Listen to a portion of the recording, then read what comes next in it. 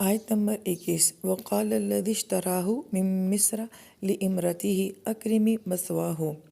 اور مصر کے جس آدمی نے یوسف علیہ السلام کو خریدا تھا انہوں نے اپنی بیوی سے یہ کہا کہ اس کو عزت کے ساتھ رکھنا۔ یہاں پہ بڑی اہم بات یہ ہے کہ قافلے والے یوسف علیہ السلام کو نہیں پہچان سکے، مگر یہ جو عزیز مصر ہیں انہوں نے یوسف علیہ السلام کے اندر کچھ خاصیات ایسی نوٹ کر لی تھیں کہ انہوں نے ان کو خریدا بھی اور پھر ان کو مہر ملا کے بڑی عزت کے ساتھ رکھا۔ تو گویا کہ یہاں پہ اس شخص کی جو ہے وہ فراست نظر آتی ہے، اگرچہ وہ غیر مسلم ہے لیکن اس کے باوجود اس کے اندر کسی چیز کو پہچاننے کی بھرپور صلاحیت ہے۔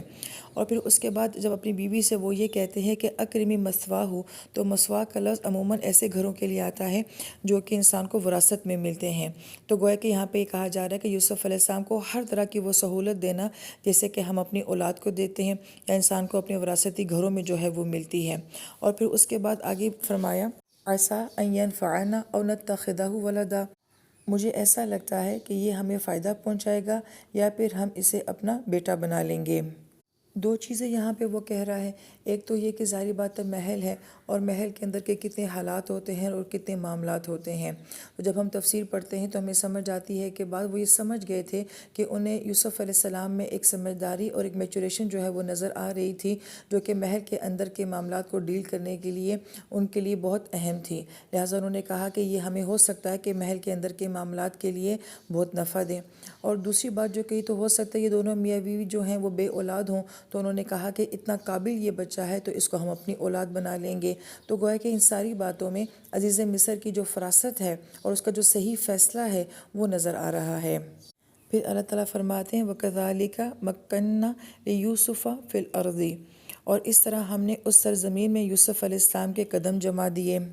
یہاں پہ لفظ کذالک جو ہے یہ بڑا اہم ہے، یعنی کہ اتنی آسانی سے اللہ تعالیٰ نے یوسف علیہ السلام کے حالات یوں بدل دیے کہ کہاں کنواں، کہاں غلامی، کہاں مختلف مارکیٹوں میں بکنا اور کہاں اب محل کا ماحول اور عزیز مصر کی اتنی توجہ اور اتنی عزت۔ تو گویا اللہ تعالیٰ کے لیے حالات کو بدلنا کوئی مشکل بات نہیں ہے۔ تو کذالک بس اس طرح سے، یعنی کہ بہت عام انداز میں اللہ تعالیٰ نے یہ بات فرمائی ہے کہ ہم نے اتنی آسانی سے جو ہے وہ یوسف علیہ السلام کی زندگی کو یکدم بدل دیا۔ لہٰذا ہم بھی اپنی زندگی میں بہت پریشان ہوتے ہیں کہ اب یہ حالات کیسے بدلیں گے، اب یہ سب کچھ کیسے ٹھیک ہوگا، لیکن اللہ تعالیٰ کے لیے کوئی مسئلہ نہیں ہے کہ ایک چھوٹے سے معاملے سے اللہ تعالیٰ کسی انسان کی زندگی کا سارا منظر جو ہے وہ بدل دیں۔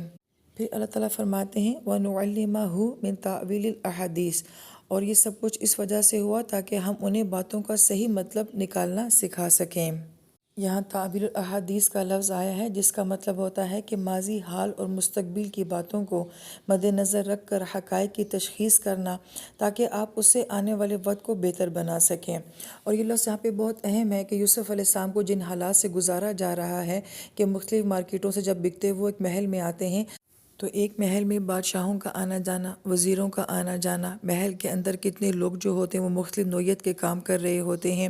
تو گویا کہ ایک انسان کا حلقہ اثر جو ہے یا ایکسپوجر جو ہے وہ کتنا بڑھ جاتا ہے، اور ایسا انسان ہی جو ہو سکتا ہے وہ کسی بات کی صحیح تعویل کر سکتا ہے، جس کو ہم اپنی آج کی دنیا میں کہتے ہیں کہ وہ لوگ جو کہ مختلف اداروں میں کام کرتے ہیں، مختلف ملکوں میں کام کرتے ہیں، مختلف کمپنیز کے ساتھ کام کرتے ہیں، تو ان کا جو ایکسپیرینس ہوتا ہے وہ بہت زیادہ ہوتا ہے۔ لہٰذا یوسف علیہ السلام کو یہ تعویل احادیث کا علم دینے کے لیے یہ محل کا ماحول جو ہے انہیں بہت سوٹ کرتا تھا۔ لیکن آج میں نعلمہ کا لفظ بھی بڑا اہم ہے کہ اللہ تعالیٰ ان تمام باتوں کی نسبت اپنی ذات کی طرف کر رہے ہیں کہ یہ سارا علم جو ہے یہ اللہ تعالیٰ کا علم تھا جو وہ یوسف علیہ السلام کو سکھا رہے تھے۔ لہٰذا ہمیں اپنی زندگی میں جو علم بھی مل رہا ہوتا ہے یہ بہت غور طلب بات ہے، دراصل میں وہ علم اللہ تعالیٰ ہمیں دے رہے ہوتے ہیں۔